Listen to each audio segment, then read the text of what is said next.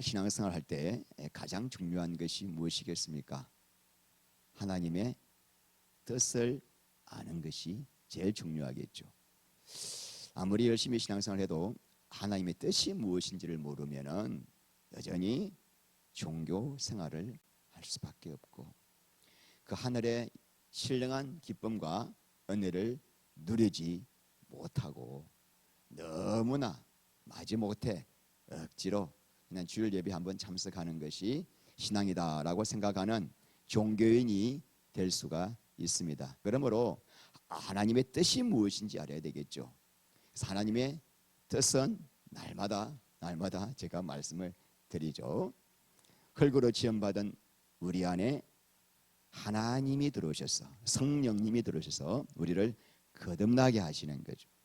왜 거듭나게 하시는가? 하나님의 같은 생명이 되어야 하나님과 뭐 할 수 있기 때문에 사랑을 할 수 있기 때문이죠. 그러니까 신앙의 핵심은 뭐예요? 하나님과의 사랑의 관계를 가지게 되는 거예요. 관계를 가지게 되면은 우리 마음과 우리의 성품이 하나님을 닮게 되어 하나님을 표현하는 하나님의 영광을 나타내게 되는 것입니다.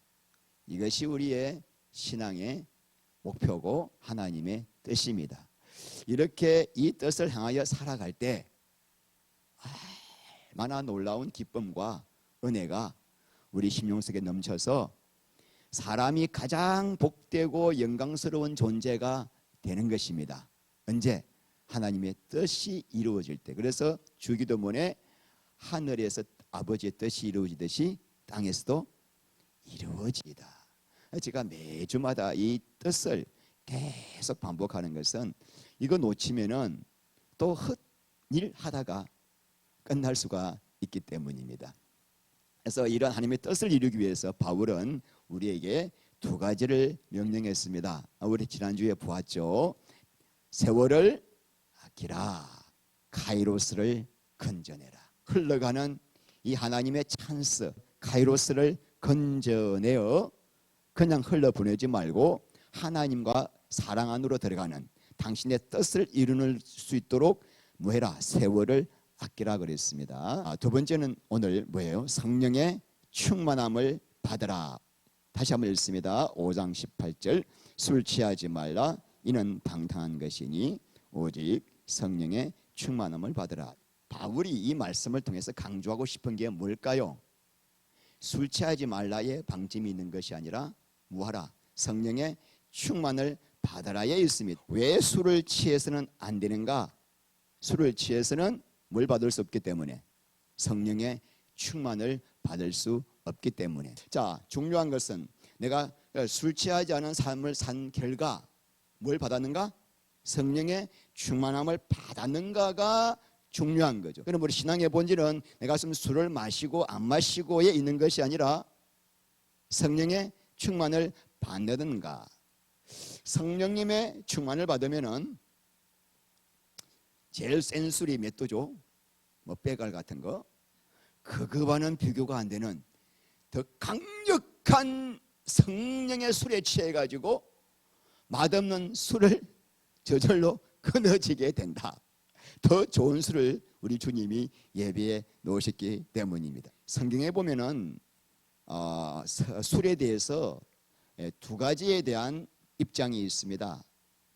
하나는 즐거움과 축복을 상징하는 말씀이 있는가 하면은 한편으로는 술 취하는 자에게는 형벌이 있다라고 두 가지 상반된 말씀이 있기 때문에 우리가 이걸 다 같이 보아야 균형 잡힌 술에 대한 시각을 가질 수가 있습니다. 그래서 첫 번째 우리가 즐거움과 축복을 상징하는 말씀 한번 볼까요? 이사야서 25장 6절 만군의 여호와께서 만민을 위하여 기름진 것과 오래 저장하였던 포도주로 연회를 베푸시리니 곧 골수가 가득한 기름진 것과 오래 저장하였던 맑은 포도주로 하실 것이며 하나님께서 만민들을 불러서 잔치상을 베푸시는데 그 잔치상의 주 메뉴가 뭐냐면은 오래 저장하였던 몇십 년, 몇백 년 저장하였던 와인을 준비하셔가지고 우리와 함께 뭘 나누시겠다? 즐거움을 나누시겠다는 것입니다. 이삭이 야곱을 축복하였을 때 축복 내용을 보겠습니다. 창세기 27장 28절 시작. 하나님은 하늘의 이슬과 땅의 기름짐이며 풍성한 곡식과 포도주를 내게 주시기를 원하노라. 자, 그러니까 포도주는 뭘 상징한다? 아까 보았던 것은 하나님이 주시는 즐거움을 상징하고, 또 이 포도주는 뭘 상징합니까? 하나님이 주시는 풍성한 축복이 뭐다? 포도주로 비유를 하신 것입니다. 가나의 혼인잔치에서 우리 예수님이 만드신 것이 포도즙이었을까요? 포도주였을까요? 많은 사람들이 너무나 경건해가지고 우리 예수님은 포도주를 절대로 안 마셔. 그렇기 때문에 포도즙이야 라고 하지만은 잘 몰라서 그런 거고, 포도주를 만드셨습니다. 그때 예수님께서 포도주를 만드신 다음에 안 마셨을까 마셨을까? 포도주를 마셔서는 안 되는 것이라고 하는데 너네만 마시라 하고 만드실 리가 만무하죠. 그래서 여러분, 포도주를 또 보면 약으로도 사용했습니다. 약으로. 디모데전서 5장 23절 읽겠습니다. 이제부터는 물만 마시지 말고 내 위장과 자주 나는 병을 위하여는 포도주를 조금씩 쓰라. 14세기 패스트가 발방을 하여 유럽 전 인구의 3분의 1이 죽어갈 때, 이때 패스트에 걸린 사람들을 살렸던 약이 있었습니다. 그게 맥주입니다. 패스트의 발발 원인이 오염된 물이었기 때문에 맥주는 끓여서 살균 돼서 먹었기 때문에 이 맥주를 먹은 사람은 다 살아났다라고 합니다. 자, 이래서 술에 대해서 성경은 굉장히 긍정적인 면을 말하고 있습니다. 축복을 상징하고 약으로도 사용하고 이 즐거움으로도 사용하는 굉장히 긍정적인 면도 있지만, 반대로 술에 취해서는 절대로 안 된다라고 하는 부정적인 면도 강하게 엄하게 술에 대한 경고를 하고 있습니다.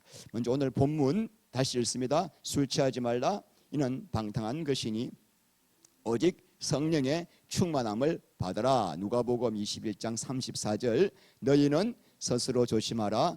그렇지 않으면 방탕함과 술 취함과 생활의 염려로 마음이 둔하여지고 뜻밖의 그날이 덕과 같이 너희에게 임하리라. 고린도전서 6장 10절.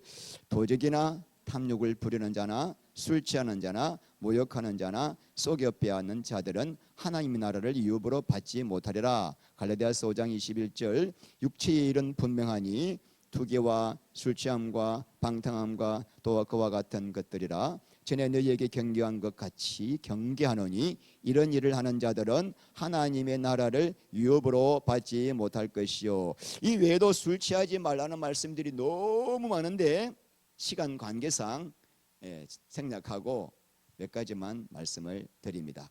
여기서 나오는 술 취하는 자, 6장 10절 고린도전서 술 취하는 자를 영어로 보니까 드렁커즈, 아주 그냥 술에 쩔어가 사는 사람들이에요. 늘 이렇게 알코올 중독자 같이 술에 쩔어가지고 술에 취해 사는 사람들을 말하고 있습니다.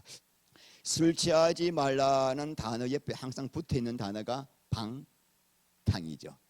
그러니까 술 취하는 사람은 자기도 모르게 방탕한 생활을 할 수 있기 때문에 술을 취하지 말라고 하는 것입니다. 그러니까 술 속에 알코올 성분이 있습니다. 이 알코올 성분은 우리의 중추신경을 마비시켜요. 그래서 대뇌의 활동을 억제시키기 때문에 사고나 이성에 있어서 분별력을 흐리게 하는 거예요. 그래서 자기도 모르게 육체의 소욕대로 사는 그런 죄를 범할 수가 있다는 것이죠. 오늘날 술 때문에 가정폭력, 성폭력, 음주운전 때문에 얼마나 끔찍한 사고가 많이 일어납니까? 술을 제어하지 못하는 사람들 때문에 너무나 많은 부정적인 일들이 일어나고 있죠. 그래서 성경에서 이렇게 두 가지, 하나는 축복의 상징, 하나는 벌에 대한 경고가 있는데, 결국은 성경에서는 술에 대해서 보는 관점이 뭐냐 하면은 아디아포라입니다. 자, 아디아포라는 뭐냐 하면은 선도 아니고 그 자체로 악도 아닌데, 그러니까 사람이 어떻게 그것을 쓰는가에 따라서 악도 될 수가 있고 선도 될 수가, 사람 쓰기에 나름이라고 하는 것입니다. 마치 칼 같은 존재입니다. 자, 이 칼이 얼마나 유용합니까? 이 칼이 없으면은 가정에서 음식을 만들 수가 없는데 이 칼 가지고 사람을 죽일 수도 있죠.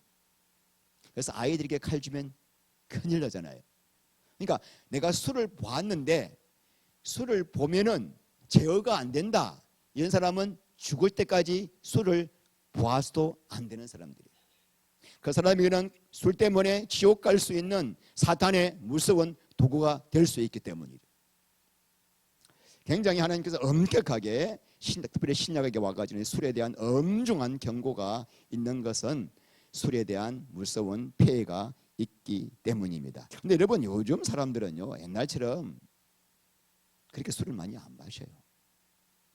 우리 때는 밤새 마시고 해장술을 또 마시고 그래가지고 완전히 뭐 직장 다니면서 그랬으니까 밤새 술 마시고 직장에 와가지고는 사우나 갔다가 집에 퇴근하면서 또 마시고 막 이렇게 그냥 술에 쩔어 살았는데 요즘에는 그렇게 사는 사람들이 없어요. 술을 마시도 점잖게 마시고 깨끗하게 마시고, 우리 동기들 대학 동기 만나면 꼭 막걸리 마시는데 얼마나 점잖게 마시고 아주 좋은 분위기 속에서 헤어지는 이런 문화가 오늘날 정착되고 있단 말입니다. 어저께 우리 친척 아들이 장가 갔는데 결혼식장 가가지고 뷔페 식당이에요. 뷔페를 먹는데 요즘은 아예 그냥 와인과 맥주를 따라서 먹게끔 이렇게 쭉 누르면 나오게끔 이렇게 되어 있어요.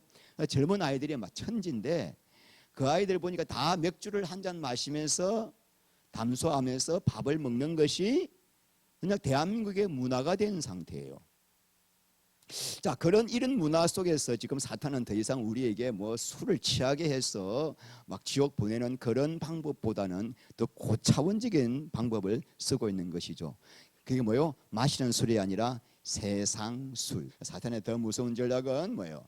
세상 술에, 마시는 술이 아니라 무슨 술?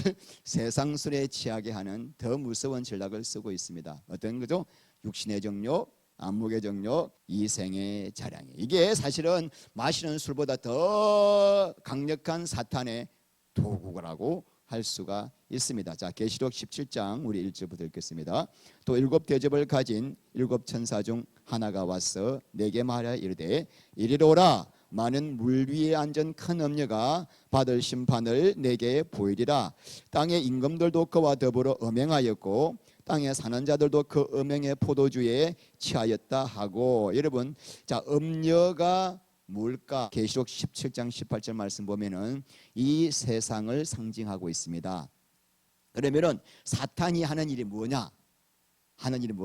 자, 이 땅의 임금들과 땅에 사는 사람들이 누구와 더불어 음행합니까? 음녀와 더불어 음행하고 어디에 취해가지고? 음행의 포도주에 취했다는 거죠. 자, 그러면은 이 음행의 포도주란 바로 사탄이 우리로 하여금 마셔서 취하게 만드는 뭘까? 세상 술이죠. 자, 이 세상 술에 딱 취하게 되면은 예수님과 사랑 안으로 못 들어가고 누구와 음행하죠? 음녀와 더불어 뭐합니까? 음행합니다. 음녀는 무엇을 상징한다고요? 세상을 상징한다는 거죠. 그러므로 지금 이 시대의 사탄의 전략은 뭐냐면은 세상과 간음하게 만들어서 예수님의 신부가 되지 못하게 하는 거예요. 그래서 야고보서 4장 4절 말씀 읽겠습니다. 간음한 여인들아, 하나님의 원수됨을 알지 못하느냐? 그런즉 누구든지 세상과 벗이되고자 하는 자는 스스로 하나님과 원수가 되는 것이라. 자, 음행이란 바로 뭐죠? 세상과 벗된 거예요. 세상이 너무 좋아가지고 하루 종일 세상과 짝해가지고 여러분 하루 종일 무엇을 사랑하고 무엇을 생각하고 무엇을 추구하고 무엇과 함께 살아갑니까? 예수가 아니라면 여러분 지금 뭐하고 있어요? 간음하고 있는 겁니다. 영적 간음이에요. 영적 음행. 이게 더 무서운 사탄의 전략이라고 할 수 있는 것입니다. 그래서 교회 안에서 마시는 술은 취하지 않아도 세상 술에 취하는 사람들이 너무너무 많아요. 내가 집사인데 장로인데 어떻게 술을 마셔 하고 술은 안 마셔서, 근데 보니까 완전히 육신이야. 전혀 성령 충만이 없어. 그건 뭐예요? 사탄의 두 번째 술에 취해 사는 거예요. 자, 마시는 술에 취해서도 안 되지만 세상 술에 취해서도 안 되는데 여기서 여러분 성령의 충만을 받으라. 이게 플레레오예요. 이게 현재형입니다. 자, 헬라의 현재형은 지금도 마찬가지지만은 매일 매 순간 지속적으로 성령의 충만을 받아라 이 말이에요. 어제 받았으니까 오늘은 필요 없다가 아니라 지금 이 시간도 성령 충만 받는 시간이에요. 매 순간순간 성령의 충만을 받는 것이 오늘 본문의 말씀입니다. 그러면 성령 충만이란 뭘까? 시작. 성령님과 사랑함으로 성령님이 나를 지배하는 거예요. 제가 이 말씀을 준비하면서 저도 참 성령 충만하지 못할 때가 많다. 말씀 준비하느라고 너무 바빠가지고 성령 충만으로 못 들어갈 때가 많구나. 참 회개 많이 했습니다. 여러분, 성령 충만이란 우리가 너무나 많이 오해하기를 성령 충만이란 마치 성령님을 무슨 에너지, 능력, 막 이런 권능, 은사로만 생각해가지고 마치고 저 무당들이 어디 가가지고 기 받잖아요. 여기 밑에도 있죠. 띵까띵까 하면서 사탄으로부터 기 받는 것처럼 마치 어디 기도원에 가가지고 성령의 기를 받는 것처럼 생각하고 성령 충만 기도하고 오신 분 많아요. 자, 성령 충만이라는 것이 아니라 성령님과 더 깊은 사랑 안으로 들어가서 내 안에 성령님으로만 가득 채워지는 것이 성령 충만입니다. 그래서 이것이 신앙의 목적입니다. 그럼 여러분, 신앙의 이 목적인 성령 충만 받기 위해서 뭘 해야 될까? 간단하게 제가 두 가지만 말씀을 드립니다. 첫 번째, 시작. 그리스도의 말씀을 들어야 한다. 두 번째, 성령님을 간구해야 한다. 자, 첫 번째, 그래서 오늘 말씀 보면은 에베소서 5장 18절 이하의 쭉 말씀을 제가 골로새서 3장 말씀과 비교를 해서 이렇게 적어놨습니다. 왜 그런가 보십시오. 자, 오늘 18절에서 성령의 충만을 받으라 했는데 골로새서 3장 16절 말씀 보면은 그리스도의 말씀이 너희 속에 풍성하게 거하게 하라 이렇게 돼 있죠. 자, 그러면은 에베소서 5장 18절에 성령의 충만을 받게 되면은 어떤 일이 일어나는가? 19절 시와 찬송과 신령한 노래들로 서로 화답하고 찬송하고. 자, 골로새서 3장의 그 중간에 뭐예요? 시와 찬송과 신령한 노래를 부르며 찬양하고. 자, 20절 말씀에 항상 하나님 아버지께 뭐 한다? 자, 여기 보니까 17절 말씀에 하나님 아버지께, 그러니까 이 두 개의 구절은 병행 구절이죠. 그러므로 사도 바울이 에베소스에서는 성령의 충만을 받은 결과로 나오는 이야기를 한 거고 골로새서 3장에서는 그리스도의 말씀이 풍성히 거할 때 일어나는 결과와 똑같은 결과이기 때문에, 그러니까 성령 충만은 무슨 충만? 말씀 충만인데 말씀이라고 다 말씀이 아니에요. 그리스도의 말씀이에요. 그리스도의 말씀으로 충만해야만이 우리가 뭘 받는다? 성령의 충만을 받는다. 자, 그러므로 여러분, 그리스도의 말씀이란 무슨 말씀입니까? 생명의 빛이 비추어져서 첫 번째, 하나님이 나를 위하여 얼마나 엄청난 사랑의 희생을 하셨는가에 대한 눈이 열리는 거예요. 말씀을 들음으로. 여러분, 십자가 사랑 앞에 그 말씀을 듣고 난 다음에 통에 자복한 적이 있습니까? 없으면 좀 여러분의 신앙이 조금 문제가 있는 신앙이에요. 하나님의 아들이 나를 구원하시기 위해서 얼마나 기가 막힌 희생을 하시는가를 아셔야 성령님이 내 안에서 충만할 수가 있는 거죠. 이게 그리스도의 말씀이에요. 또 그리스도의 말씀이란 뭐냐면은 말씀을 들으니까 빛이 비춰져 가지고 예수 그리스도가 얼마나 아름답고 얼마나 영광스럽고 얼마나 존귀하고 얼마나 복된 존재인가를 알게 되는 거예요.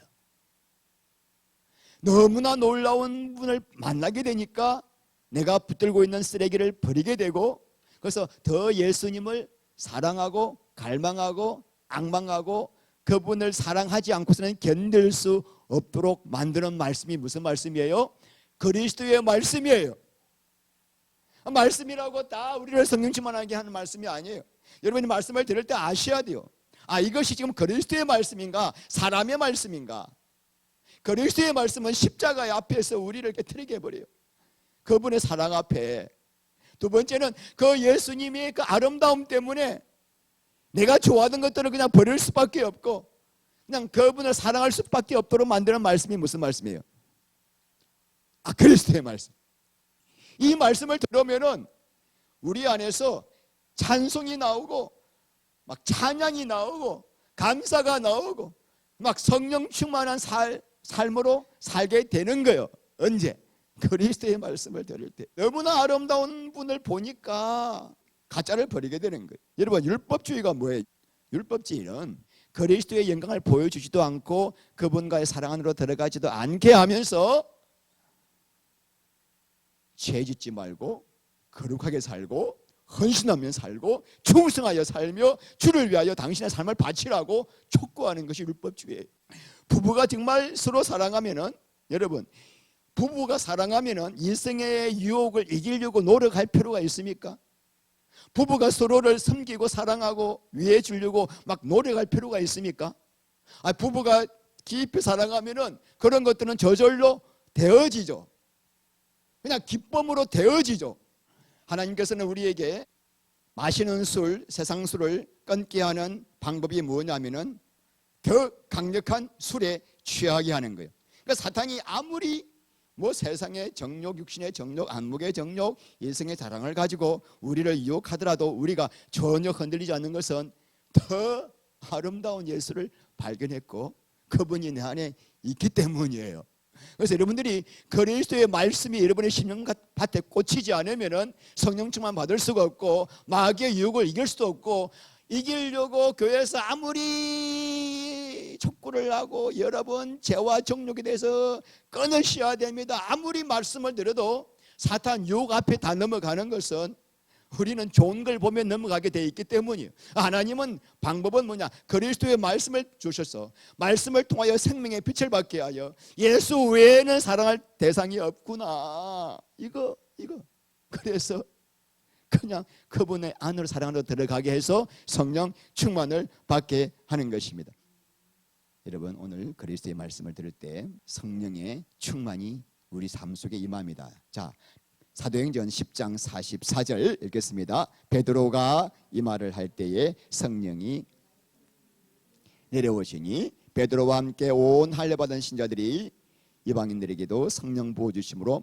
자, 여러분, 말씀을 듣는데 말씀 듣는 자들에게 뭐가 내려왔어요? 지금 그리스도의 말씀을 듣고 그리스도의 말씀을 심령밭에 심는 자에게는 그냥 성령님은 말씀하고만, 말씀 있을 때만 역사하세요. 말씀이 선포될 때 그 말씀을 받아들일 때 그 말씀과 함께 성령님이 임하시고 그 사람에게 충만케 하는 거예요. 그래서 내가 너에게 이런 말이 영이요 생명이라. 예수의 말씀이 바로 뭐라 그랬어요? 성령이라. 그게 바로 생명이에요. 여러분, 성령님은요, 우리가 그동안 너무나 많은 사람들에게 상처받은 것이, 성령 사역자들은 상처받았잖아요. 막 은사 행하고 기적 행하고 예언 행하는데 행동은 너무 아니야, 그 인격에서. 그런데 그분들이 가지고 있는 가장 큰 결점이 뭐냐면은 성령님은 은사와 능력이나 어떤 그런 게 아니라 인격체.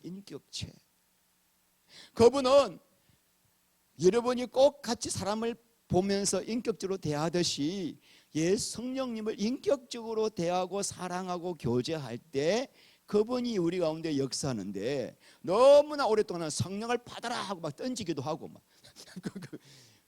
너무나 성령님의 그분에 대한 그 존재를 어떤 물질처럼 막 능력처럼 막 그렇게 하는 바람에 우리가 성령이라는 말을 들으면 막 거부반응이 오는 거예요. 그게 아니에요. 성령님은 예수님의 영이요, 하나님의 영이요, 그분과 똑같은 하나님이세요. 그분은 그대로 우리와 똑같은 감정을 가지고 계시고 사랑하고 슬퍼하시고 애통해하시고 안타까워하시고, 그러므로 여러분, 우리의 마음, 어떤 마음도 성령님은 다 이해하시고 내 마음을 토하시면 성령님은 함께 아파하시고 대화가 돼요. 대화가. 그래서 우리 성령님은 그걸 통해서 계속 너와 나와 함께 뭐하자? 사랑 안으로 들어가자. 그래야 하나님이 우리에게 주시려고 했던 하늘나라의 영광을 맛볼 수가 있기 때문이죠. 성령 충만은 너무나 중요합니다. 그래서 여러분, 말씀이 주일 한 번 말씀 듣고는 성령 충만 받을 수가 없습니다. 아까 말씀드렸죠. 플레레오는 현재형입니다. 매 순간마다 여러분이 말씀을 붙들고 있어야 돼요. 여러분 성경 통독하고 계시죠 지금? 근데 성도인데 평생 성경 한 번 안 읽은 사람들이 얼마나 많은지 몰라요. 이거 기가 막힌 일이에요. 여러분 성경 통독은 왜 하느냐? 사실 성경 통독과 그리스도의 말씀하고 달라요. 성경 통독을 하게 되면은 뭘 알 수 있느냐면은 하나님은 정말 살아계시는구나, 하나님이 정말 인생의 주권자이시구나, 이 하나님에 대한 개념이 딱 서게 되는 거예요. 흔들리지 않아요. 그래서 이제 내가 하나님을 정말 경외하고 그분을 섬기는 믿음의 첫 단계를 걸어갈 수가 있는 거예요. 우리 교인 여러분 연세가 많으시도요, 앞으로 하는 일이 뭐냐? 나 성경 읽다가 죽겠다 해야 돼. 성경 읽다가 나 성경 읽다가 죽겠다. 이 말씀 속에 얼마나 놀라운 진리의 복가 있는지 내가 그거 보고 죽겠다. 이러면 이것이 우리 목표가 됩시다. 그리고 이 통독과 함께 깊이 말씀을 묵상하며 기도하셔야 되는 거예요. 그 그리스도의 말씀으로 내가 레마로 받아야 돼요. 언제? 날마다. 또 성령 충만은 말씀 충만이에요. 내가 말씀을 지금 이거 주려고 할 때마다 한번 털고 온다. 모르겠어요. 그분들은 잘 모르겠고. 자, 그래서 그리스도의 말씀을 충만해야 되고, 자, 두 번째는 뭐였어요? 뭐예요? 성령님을. 자, 말씀을 먹었으면은 이 말씀이 내 안에서 역사를 해야 되는데, 하나님은 기도할 때 내 안에 계신 성령님이 그 말씀이 실제가 되도록 역사를 하시는 거예요. 그래서 여러분 기도의 핵심인, 우리 오늘 기도인데 간구해라 이 말은 기도해라는 말이잖아요. 기도의 핵심은 여러분이 무엇을 이거 해주세요 저거 해주세요 이것도 필요해요, 하지 말라는 게 아니에요. 근데 기도의 핵심은 뭐예요? 성령을 구하는 게 기도입니다. 시작. 너희가 악할지라도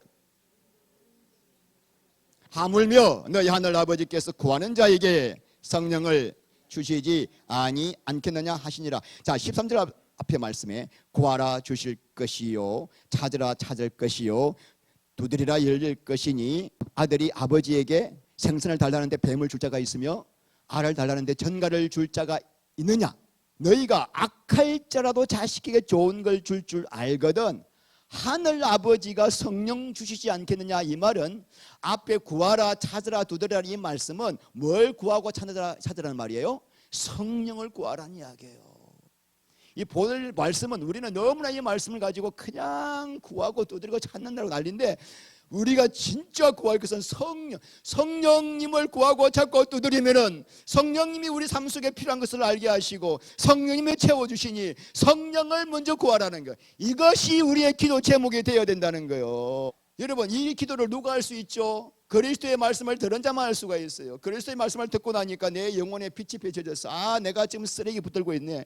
그리스도가 너무나 영광스럽네 하니까 그 영광스러운 주님이 내 안에 성령으로 와 계시니까 이 기도를 하는 거예요. 그러니까 아까 첫 번째 그리스도의 말씀을 못 듣는 사람은 이 기도 해요 안 못해요? 죽었다 깨도 못해요. 그리스도의 말씀을 들은 자만이 마음속에 빛이 비춰주니까 예수를 갈급해 찾지 않으면 안 될 수 없는 마음이 오니까 뭐가 나와요? 기도를 하는 거예요. 이런 기도를 하는 거예요. 이런 기도를 하는 사람들이 왜 없나요? 그리스도의 말씀을 안 들었기 때문에. 자, 여러분 여의도 제가 사역을 할 때 한 달에 한 번씩 우리가 성령 대망회를 가서 기도원에 가서 목에 피가 나도록 기도합니다. 또 금요일마다 철학기도 성령 대망회를 하고, 제가 교회를 개척하고 난 다음에도 그냥 기도 성령들하고 같이 그냥 성령 충만 달라고 기도했는데, 참으로 이상한 것은 왜 이렇게 성령 충만을 기도했는데도 사람들이 바뀌질 않은 거예요. 왜 안 바뀔까? 저도 안 바뀌고 죄송합니다. 가부식이 안 바뀌는 거예요. 왜 안 바뀔까? 첫 번째 그리스도의 생명의 말씀으로 빛을 비춰준 적이 없기 때문이에요. 전부 다 율법적으로 말씀을 때렸죠. 성도들에게 여러분 예수를 믿었으니까 우리는 십자가를 지고 예수 이들을 따라야 합니다. 아멘. 막 이런 식으로 율법을 때리니까, 아니 그리스도의 사랑으로 들어가면 그냥 그렇게 할 사람들한테 사랑으로 들어가지도 않게 하시고 계속 그냥 율법을 때리고 그냥 성령 충만을 받으려고, 아니 성령 충만 목적도 모르고 받으려고 기도하니까 이게 바뀝니까? 안 바뀌죠. 그래서 이제 기도하다가 어쩌다가 방언 받고 어쩌다가 막 은사 받고 막 입신도 하고 막 쓰러지기도 하고 만수하니까 그러잖아요. 그런데 그러면 우리는 야 성령 받았다 그래. 아니 이거는 성령 충만 받은 게 아니에요. 성령 충만은 예수 외에는 없이는 살 수 없는 마음이 되었어. 예수와의 사랑 안으로 계속 더 깊이 들어가는 삶이 성령 충만이에요. 이 원리를 모르면은 기도해 하자 그러면 뭐해요? 그냥 내 문제 놓고 기도하는 거예요. 은사 달라고, 방언 달라고. 방언 받고 뭐 은사 받는 거 좋은 이야기야. 근데 중요한 건 그게 목적이 아니라는 거죠.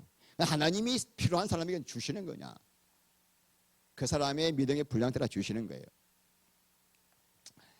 여러분, 우리가 성령 충만을 오늘 구하는 기도를 해라 그랬잖아요. 그럼 기도의 목적이 뭐가 돼야 되겠습니까? 성령 충만 주소 이 기도가 아니라 이 성령 충만을 위한 기도 안에 들어가야 할 내용이 무엇이겠습니까? 하나님, 더 이상 내가 주인 되어 살지 않게 하시고 성령님이 나의 주인 되게 하옵소서. 성령님이 나를 어떤 길로 인도하시더라도 내가 아멘하고 순종하며 기쁨으로 따라갈 수 있는 자가 되게 하옵소서. 하나님, 내가 아직까지도 넓은 길을 가려고 하는 내 마음에 악한 본성이 있습니다. 성령님, 내가 좁은 문 좁은 길로 갈 수 있도록 인도하여 주시옵소서. 내가 늘 24시간 주님만 바라볼 수 있는 그런 마음을 주시옵소서. 이게 성령 충만 구하는 기도. 이런 기도를 누가 할 수 있죠? 그리스도의 말씀을 들은 자만 할 수 있는 거예요. 그러니까 말씀을 듣는 게 제일 중요하죠. 말씀을 듣겠는데요, 여러분, 성령 충만은 하나님께서 우리에게 가장 주시기를 원하는 선물입니다. 이 성령 충만은 받아도 되고 안 받아도 되는 전공 선택이 아니라 전공 필수입니다. 이 성령의 충만은 누구에게 주시는가, 이게 중요해요. 오늘부터 이번에 기도원에 가가지고 금식하면서 성령 충만 달라고 한다고 주시는 게 아니라 그리스도의 말씀을 듣고 내 영의 빛을 받아 더 이상 내 영광을 위해 사는 삶이 저주의 삶이구나 밝히 보이게 되니까 이제는 내가 그 그리스도의 아름다운 그 영광을 사모하며 내가 어떻게 하면 더 그분과 하나 되기를 원할까라고 목적이 바뀌어진 사람에게 성령의 충만을 주시는 거예요. 우리 하나님, 예수님을 십자가에 못 박으시기까지 하셔서 우리에게 주시기를 원하셨던 것은 성령님입니다. 내 안에 성령님이 계시는 것만으로 만족할 것이 아니라 그 성령님이 나를 온전히 지배하여 내가 그분의 통치 아래 들어가는 이 놀라운 성령의 충만한 삶을 살 수 있도록 늘 그리스도의 말씀이 내 안에 충만히 거하게 하시고 순간순간마다 성령님을 간절히 구하며 주님과의 사랑 안으로 들어갈 수 있는 이 복을 누리게 하여 주시옵소서.